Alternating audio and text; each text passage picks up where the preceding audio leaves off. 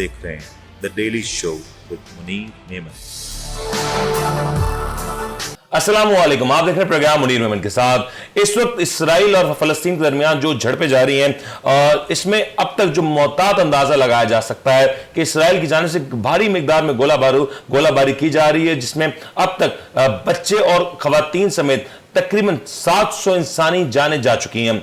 इस पूरी कशीदगी के दौरान अगर मोहतात अंदाजे के मुताबिक बात की जाए तो 1500 लोग अपनी जानें गंवा चुके हैं और ये सरहद के दोनों अतराफ की सूरत हाल है। इस वक्त इसराइल की जानिब से जिस अंदाज से बेदरेक आबादी पे, इंसानी आबादी के ऊपर हमलावर हुआ जा रहा है, जिस अंदाज से गोलाबारी की जा रही है, जदीद टेक्नोलॉजी का इस्तेमाल किया जा रहा है, इस बात की तमीज को छोड़ते हुए कि वहां पे कौन निहत्ता शख्स है, कौन मासूम बच्चा है, ये कहीं भी इस बात का ख्याल नहीं रखा जा रहा। और आखिर इस सब के ऊपर मुस्लिम उम्मा क्यों खामोश बैठी है? क्या वो रिएक्शन जो मुस्लिम उम्मा को देना चाहिए वो मुस्लिम उम्मा की जानिब से रिएक्शन आया? दूसरी जानब नेतन्याहू जो कि इसराइली सदर हैं, उन्होंने एक जानिब अपनी शर्मिंदगी को छुपाते हुए और दूसरी जानिब अपनी आवाम की आंखों में धूल झोंकते हुए कुछ बयानात दिए। उनके ऊपर बात करें, हमारे प्रोग्राम में गुफ्तगू करने के लिए मौजूद है सीनियर सहाफी तजज़ियाकार जनाब शुएब राजा साहब और रिजवान शाह साहब। शुएब साहब अस्सलाम वालेकुम।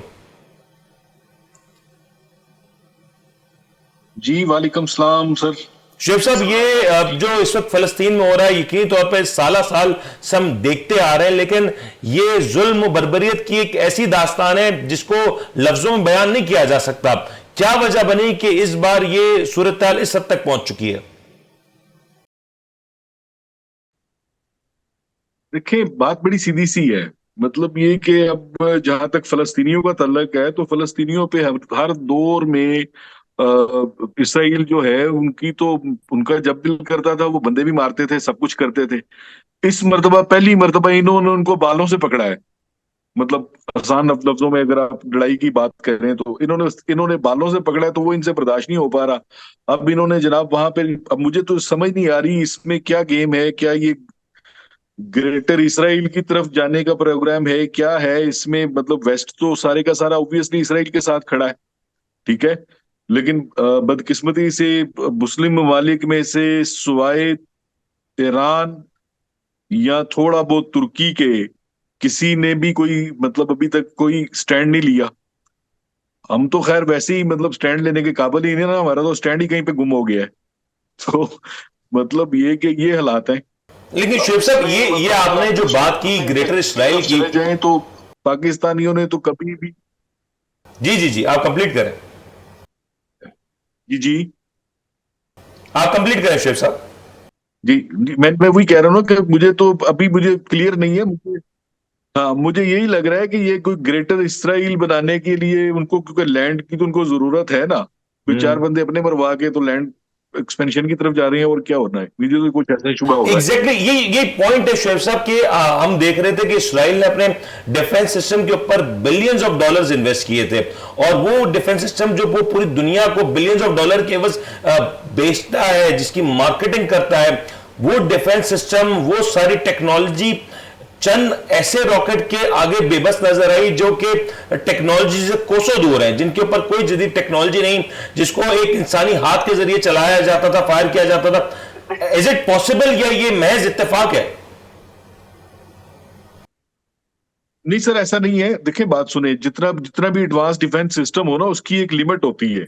जब आप 10 मिनट के अंदर 5000 वहां से रॉकेट फायर किए गए हैं, तो 5000 को वो, मतलब कोई भी दुनिया का डिफेंस सिस्टम जो है उसको रोक नहीं सकता। अनडाउटेडली उनका डिफेंस सिस्टम जो बड़ा स्ट्रांग है, उसने 45% के करीब उन्होंने उन रॉकेटों को रोका है।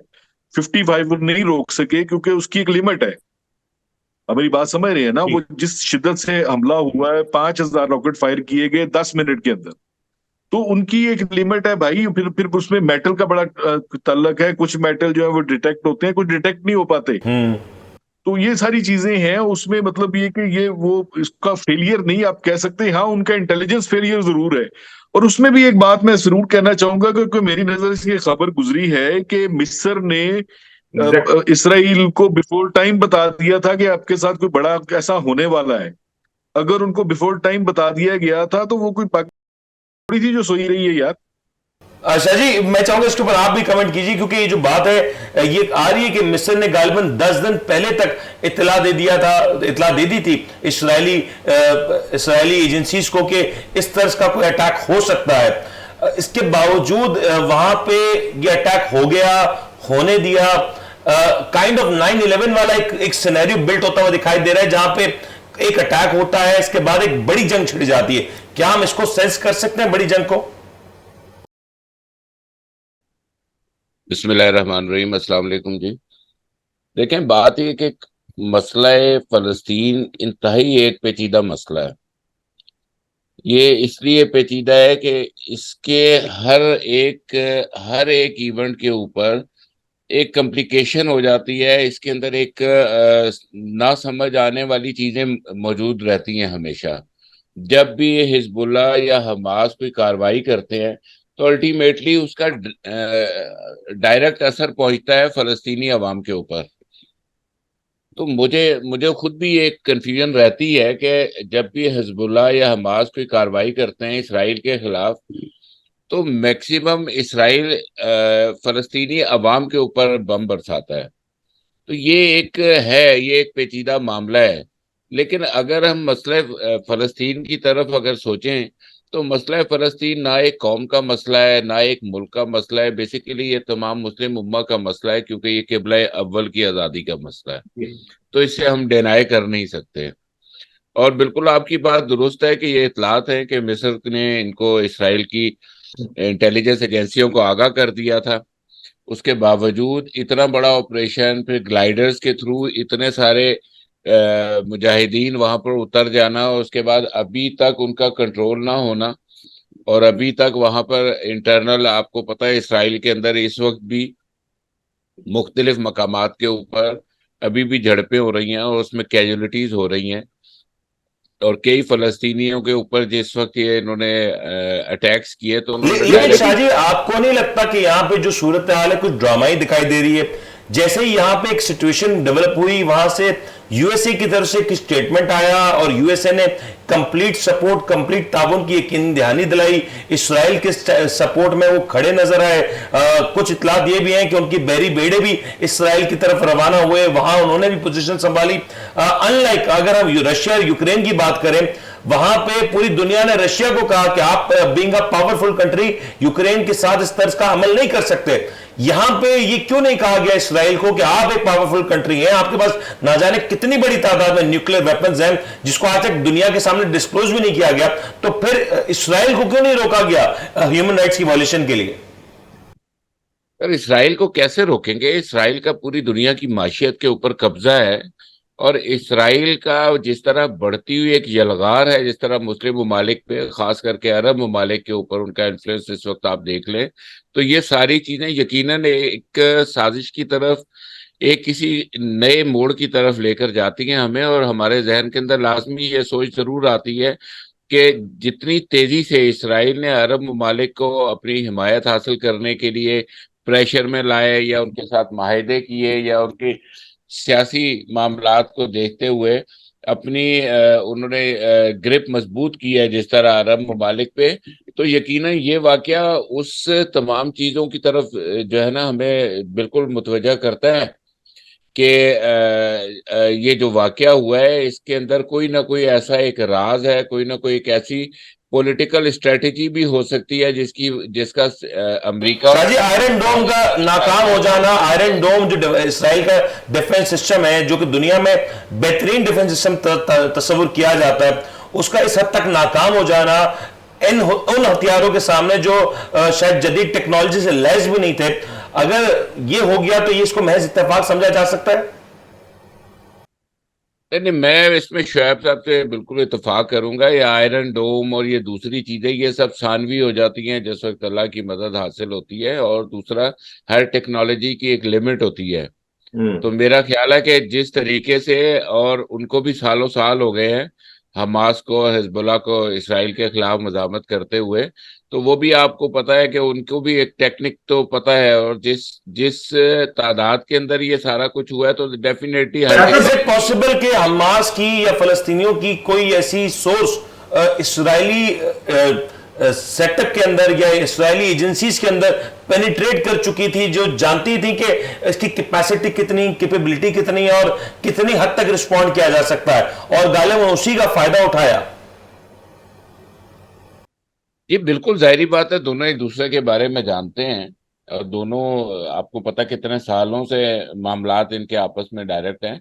लेकिन देखें, हमें ये बात समझनी पड़ेगी कि बाज़ औक़ात दुनिया की बेहतरीन एजेंसीज होने के बावजूद, बेहतरीन दिफाई निज़ाम होने के बावजूद भी 9/11 का वाक़या हुआ। बेशक वो भी एक सस्पिशियस किस्म का जो है इवेंट था, ठीक है, लेकिन आप देखें कि कई जगहों पर बिल्कुल हिफाजती इकदाम होने के बावजूद बाज़ औक़ात प्लानिंग इस तरह की होती है कि जो नाकाबिले बर्दाश्त होती है और नाकाबिले फहम होती है। ये पॉइंट शुएब साहब, जरा आप आपकी तरफ आते हैं, मुझे जरा एक चीज बताइएगा। इत्तलात ये थी कि गालिबन इस हफ्ते में या आने वाले चंद दिनों में इसराइल को सऊदी अरेबिया की जानिब से तस्लीम किया जा सकता था, यह तस्लीम किया जाना था। डू यू थिंक कि अब जो सिचुएशन है उसमें मुस्लिम ममालिक जो कि इसराइल को तस्लीम करने के बारे में सोच रहे थे, उस तरफ बढ़ चुके थे, अब भी वो तस्लीम करेंगे, एंड इंक्लूडिंग पाकिस्तान, जिसके ऊपर ये भी इत्तलात है कि 2019 में कड़ा प्रेशर था कि इसराइल को तस्लीम किया जाए। पाकिस्तान का स्टांस इसके ऊपर क्या होगा? देखें, पाकिस्तान तो खैर ना 3 में है ना 13 में, उसकी क्या बात करनी है इस वक्त। बाकी जहां तक सऊदीया वगैरह का तल्लक है, तो वो जिन लोगों ने तस्लीम करवाना है वो करवा लेंगे यार, जिनका मतलब ये कि जो सबके जो माई बाप बने हुए हैं उन्होंने करवाना है भाई, वो करवा लेंगे, उससे उनको क्या फर्क पड़ता है। इस वक्त ठीक है, थोड़ा सा डिले हो जाएगा, कोई 4-6 महीने डिले हो जाएगा, 4-6 महीने में बल्कि कब्जा करना है वो भी कब्जा कर लेगा, तो इकट्ठे ही एक ही बार तस्लीम हो जाएगा। और क्या होना है यहाँ पे। लेकिन आपको नहीं लगता कि ये मुस्लिम उम्मा का एक फेलियर है कि जिस तरीके से हम वेस्ट ममालिक को देख रहे हैं, वो फौरी तौर पे आ गया है, उन्होंने इसराइली हिमायत का ऐलान किया, बड़ा दो टोक अंदाज में किया। मुस्लिम ममालिक से इस तरह का कोई बयान सामने नहीं आया। अगर कतर की बात करें तो वहां भी जंगबंदी की बात की जा रही है, वहां कहीं भी ये नहीं कहा गया कि हम फलस्तीन के साथ खड़े हैं या फलस्तीनियों के हुकूक के लिए खड़े हैं। सर जी देखें, बात फिर वही बात है ना, अभी तक आपके मुल्क से ऐसा कोई बयान नहीं आया, आपके प्राइम मिनिस्टर का बयान कुछ हो रहा है, आपके प्रेसिडेंट का बयान कुछ हो रहा है, मतलब आप क्या बात कर रहे हैं। कौन सी उम्मा, यहाँ पे उम्मा नहीं है भाई, यहाँ पे अम्मा ही है, बस एक ही अम्मा है सबकी। आपको लगता है कि पाकिस्तान ऐसे माहौल में कोई कड़ा बयान दे सकता था? पाकिस्तान को देना चाहिए था कोई सख्त बयान? बिल्कुल देना चाहिए था यार, एक इकलौती मुस्लिम न्यूक्लियर पावर है, और अगर वो भी मतलब यार शैब साहब, आप पाकिस्तान के मौकिफ की बात कर रहे हैं। अब 1967 का वो हाल तो सुना दें जिस वक्त जो मामला दरपेश हुआ था।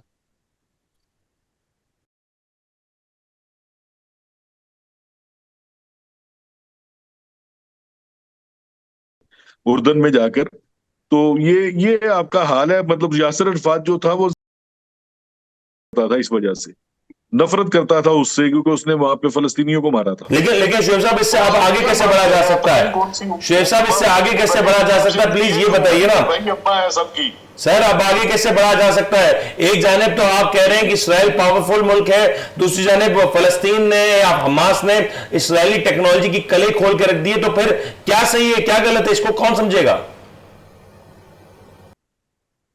सर, ये सही या गलत की बात नहीं हो रही है, ये सही या गलत की बात नहीं हो रही है, ये बेसिकली इसकी बात हो रही है कि मुस्लिम उम्मा को किसके साथ खड़ा होना चाहिए। टेक्नोलॉजी उनकी फेल हो गई है, वो ये सब्जेक्ट नहीं होना चाहिए। सब्जेक्ट ये होना चाहिए कि आखिर फलस्तीनी तन्हा क्यों है, मुसलमान ममालिक मुनाफकत का शिकार क्यों है। इस बात को डिस्कस करना चाहिए हमें कि आखिर इसकी वजह क्या है। क्या इकोनॉमी को बेहतर बनाने के लिए दरपर्दा मुस्लिम जो है वो ममालिक वो इसराइल की हिमायत करते हैं या बोल नहीं सकते उसके आगे? मतलब हमें ये सब्जेक्ट डिस्कस करना चाहिए ताकि ये मुनाफकत खुले कि मुस्लिम ममालिक फलस्तीन को ज़बानी अपनी हिमायत का यकीन दिलाते हैं, लेकिन उनकी हमदर्दियां किसके साथ रहती हैं। और यूनाइटेड नेशंस, खासतौर पे ये भी ऐड कीजिएगा सर कि यूनाइटेड नेशंस क्यों अब तक खामोश है, सिर्फ लफ्जी बयानात है, उसमें भी कोई शिद्दत नजर नहीं आ रही। यूनाइटेड नेशंस का इस वक्त क्या रोल दिखाई दे रहा है?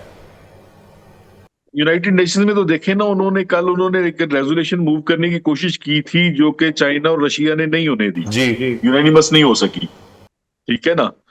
तो उसमें तो ठीक है, जो चीन यार और जो कौन सी रशिया है यूनाइटेड उन्होंने अपना नेशन रोल की प्ले बात कर दिया। करते हैं? कश्मीरियों का यूनाइटेड नेशन की करारदादों की ट्रक की बत्ती के पीछे आज तक कश्मीरियों के का इस्तेसाल हो रहा है, उनको शहीद किया जा रहा है। कौन सी यूनाइटेड नेशन? यूक्रेन में कुत्ता मरता है तो यूनाइटेड नेशन खड़ी हो जाती है। हजारों कश्मीर और फलस्तीन में हजारों लाखों मुसलमानों को शहीद कर दिया गया और यूनाइटेड नेशंस होती रहती है। कौन सी यूनाइटेड लेकिन नेशन है लेकिन सर? शाह साहब ये भी बताइए ना, ये बेसिकली शाह साहब प्लीज ये बताइए कि ये जो यूनाइटेड नेशंस के रेजोल्यूशन की जिसकी बात हो रही है, यूनाइटेड नेशन की जिस रेजोल्यूशन की बात हो रही है जिसको, एक मिनट जी सर। मुनीर भाई, एक मिनट। जी जी। सर गुजारिश ये है, ये जो शाह जी जो बात कर रहे हैं, मैं इनकी इतला के लिए थोड़ा सा अर्ज करना चाह रहा हूँ। शायद इनको याद नहीं कि पहले भी एक इसराइल फौजी के बदले 1,000 फलस्तीनी छोड़े गए थे। यानी आप, अगर आप मतलब जिंदगी का आप उसको आप मुआवजा करते हैं, तो एक इसराइली बंदे के पीछे 1,000 फलस्तीनी छोड़े गए थे।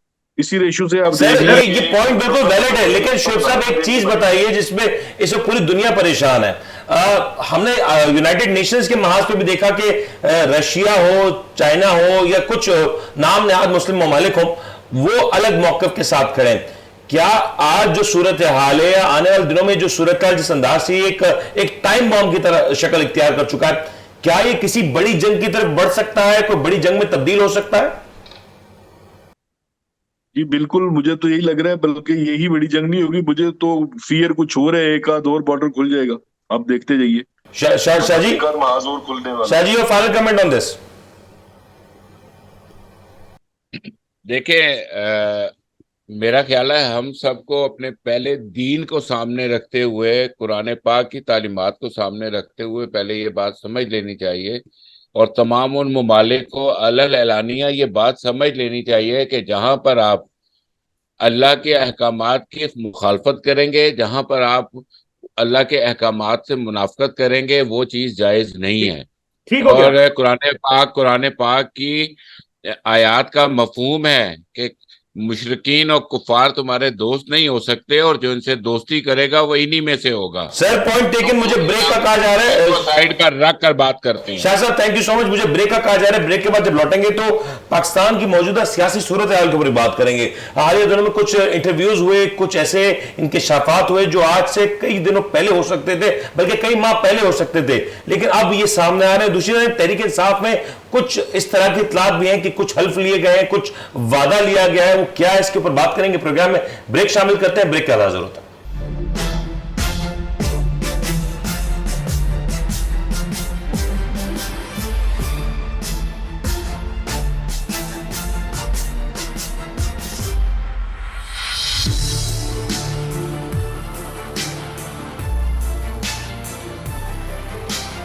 आप देख रहे हैं the daily show with Munir Memon.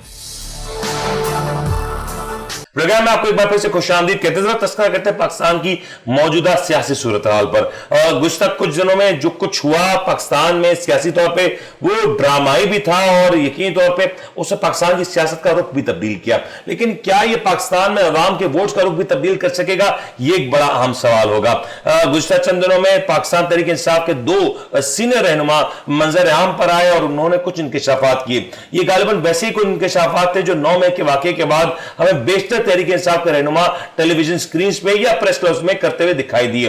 अब सूरत हाल असर नौ तरतीब हुई है और एक नया मॉडल या एक नया तरीकेकार सामने आया। अब इंटरव्यूज में ये सारी बातें की जा रही हैं और फिर जो लोग मतलूब थे, क्या वो मतलूब रहेंगे या नहीं, इसके ऊपर बात करेंगे। शुएब साहब, ये जो सदाकत अब्बासी साहब का जो इंटरव्यू है, जिसके हवाले से गुज़िश्ता 8 दिन पहले ही ये पता चल चुका था कि इंटरव्यू हो चुका है और फिर इंटरव्यू 1 दिन पहले इसको रिलीज किया गया, तो 5-6 दिन का वक्त इसमें गालिबन लगा के रिलीज हुआ। क्या वजूहत बनी और इस इंटरव्यू में क्या ऐसी कोई नई बात आपके सामने आई? देखिए जी, गुजारिश कुछ यूं है कि इससे पहले वो डार साहब का इंटरव्यू हुआ। अच्छा, ये ना सोचें कि इनका इंटरव्यू हुआ, उसकी पूरी डिटेल में जाएं। पहले ये दोनों बंदे पहले ये गायब हो जाते हैं, सो कॉल्ड, मतलब इनको बल्कि वो जो डार साहब है उनका तो कराची का जो जो सिंध के जो वजीर दाखिला है उन्होंने एक्सेप्ट भी किया था कि हमने उसको गिरफ्तार कर दिया गया है। ठीक है।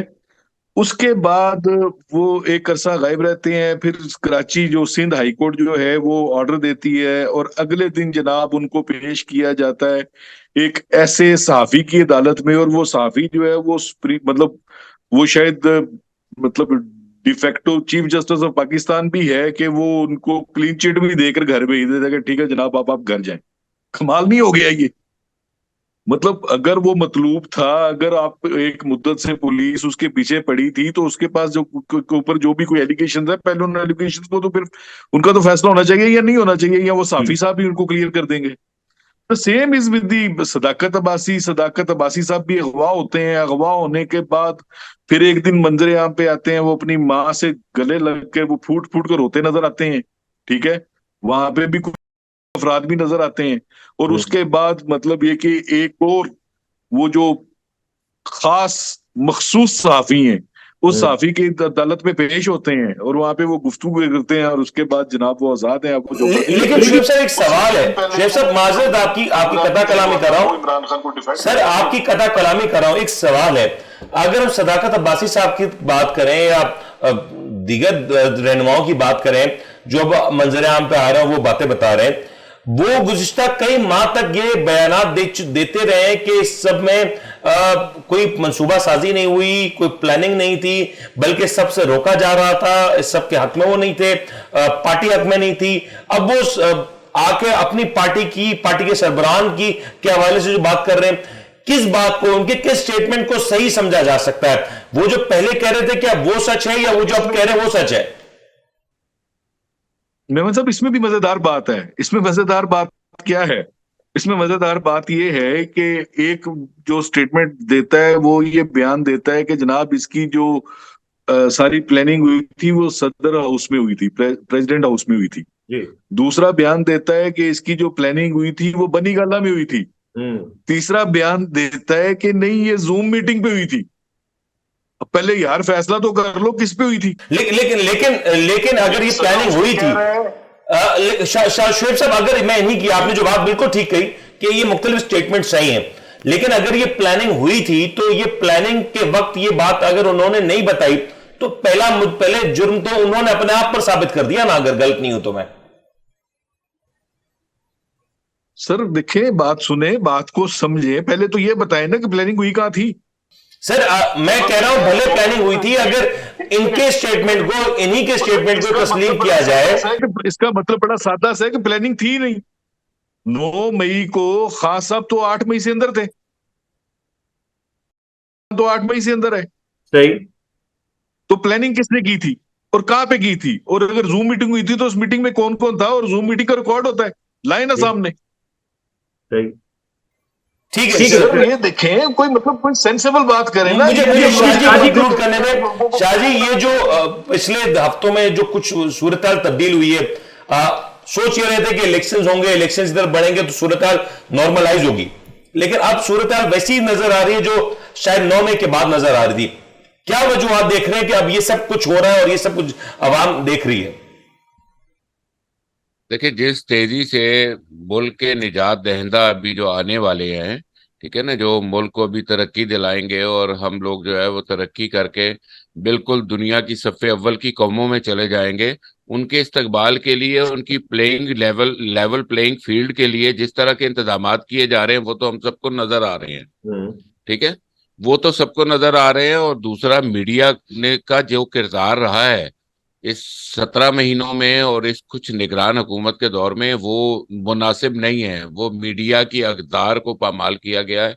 मीडिया पर आप किसी को भी बुलवा कर आप इंटरव्यू दे दें, उसको क्लीन चिट दे दें और वो आराम से घर चला जाए, जबकि वो तमाम इदारों को मतलूब भी है।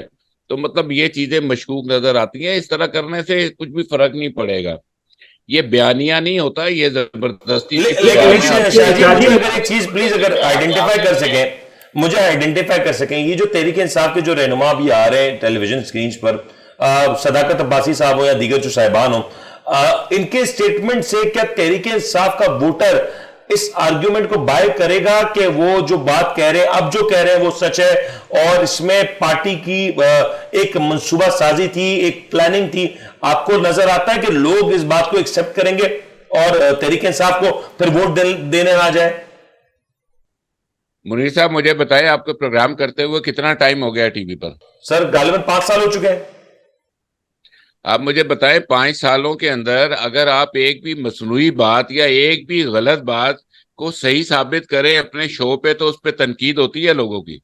बिल्कुल होती है। अगर हम ऐसा करें तो ऐसा क्या नहीं वैसे? तो आप क्या समझते हैं कि ये अवाम इतनी बेशऊर है अब कि उसको समझ नहीं आ रही कि हो क्या रहा है सब कुछ?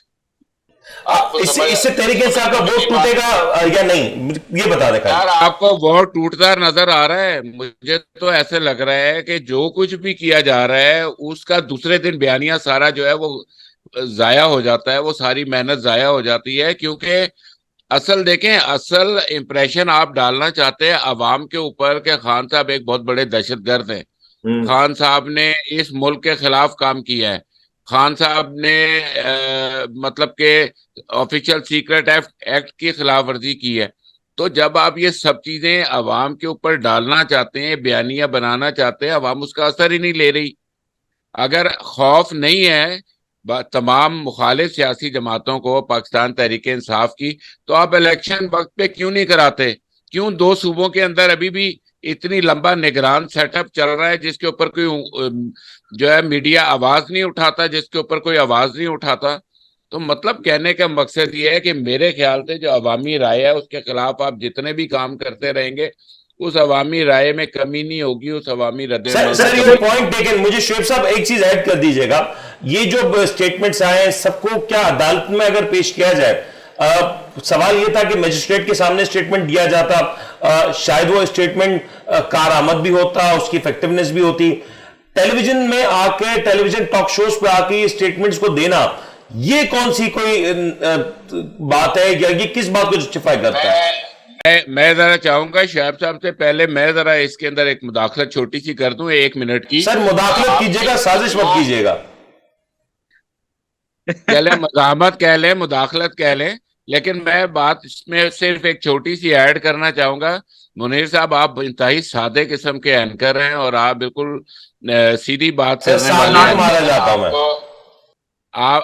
आप लिफाफा इज़्म से लगता है काफी दूर हैं, क्योंकि आप सर दूर तभी आप दोनों मेरे मेहमान हैं।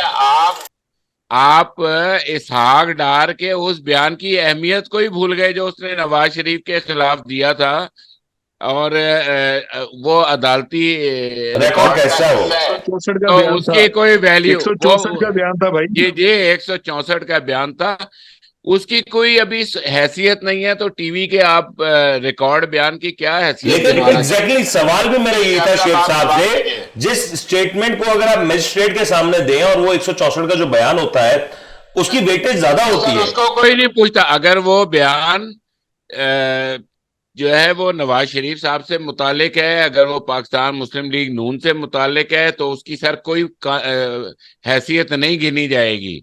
हाँ, अगर आप और मैं सरगोशी में भी कोई बात करेंगे ना तो वो जुर्म होगा असल में। नहीं सर, सरगोशी में मैंने कोई बात नहीं की। शेख साहब आप जवाब देते हैं प्लीज। शेख साहब प्लीज आप कंप्लीट कर लें जवाब। जी देखिए मेमन साहब, गुजारिश ऐसे है कि अगर कोर्ट ऑफ लॉ में जाएंगे तो कोर्ट ऑफ लॉ में तो फिर क्रॉस एग्जामिनेशन भी होगा, सारा कुछ होगा, ठीक है? तो ये बयान तो वहां पे मेरे ख्याल में 2 मिनट भी ना टिक सके। अगर कोई मतलब ये कि फिर वही बात है, अगर कोई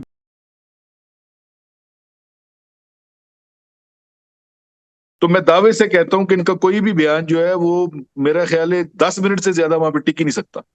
शेख साहब एक चीज और आइडेंटिफाई कर दीजिएगा कि ये जब इस तरह के स्टेटमेंट्स आते हैं तो इस तरह के स्टेटमेंट्स को प्रूव भी करना मकसद होता है, क्योंकि अगर आप कोर्ट ऑफ लॉ में ये बात किसी से मंसूब करके कह दें, किसी पे इल्जाम लगा दे, तो उसको प्रूव भी करना होता है अगर आप में गलत ना हो तो। एग्जैक्टली प्रूव करना होता है, क्रॉस एग्जामिनेशन होता है भाई, उसकी फिर उसके एविडेंस देने पड़ते हैं। अब जूम मीटिंग की बात की है तो जूम मीटिंग का तो एविडेंस है ना, कहां गया वो? रिकॉर्डेड होगा वो। एग्जैक्टली और अगर व्हाट्सएप चैट है या किसी पे कोई गुफ्तगू हुई है तो मैसेजेस का तबादला हो तो मैसेज भी होने चाहिए। एग्जैक्टली भाई वो चीजें सामने लाए ना। मतलब एक बंदा जो है 22 दिन वो गायब रहता है, 23 दिन के बाद वो रोता हुआ नजर आता है, 24वें दिन वो आकर वो ये बयान दे देता है। लोगों को क्या समझते हैं, ये लोग बेवकूफ हैं। यहाँ पे तो रेडी वाला इस बात को समझ रहे हैं, आप मतलब पढ़े लिखे लोगों की बात कर रहे हैं। इस बात को तो भाई रेडी वाला नहीं कर शाहजी, सकते। फाइनल कमेंट, क्या ये सब कुछ पाकिस्तान के आने वाले इलेक्शंस के ऊपर असरअंदाज होगा जो इस वक्त हो रहा है? बहुत असरअंदाज होगा, और इससे पीटीआई का वोट बैंक और बढ़ेगा, कम नहीं होगा। शाहजी, आप प्लीज फाइनल कमेंट। मेरा यह ख्याल है कि आधे पाकिस्तान को एक साइड पे कर दें, आधे पाकिस्तान में इलेक्शन करवा दें, जो मर्जी के नताइज हासिल करने हैं वो कर लें। ऐसे इलेक्शन से इलेक्शन ना करवाना ही बेहतर है। बहुत बहुत शुक्रिया रिजवान शाह साहब और शुएब राजा साहब हमारे साथ मौजूद थे और अपनी कीमती आरा से हमें आगाह कर रहे थे। और इस वक्त जो पाकिस्तान में जो एक सियासी महाज खुला हुआ नजर आ रहा है उसके हवाले से गुफ्तगू जारी थी, आपने सुनी। उम्मीद करते हैं आपको आज का प्रोग्राम पसंद होगा। अपने मेजबान मुनीर मेमन को फिलहाल इजाजत दीजिए, ये इजाजत कुछ लंबे अरसे तक भी हो सकती है। अपना ख्याल रखिएगा। अल्लाह हाफिज।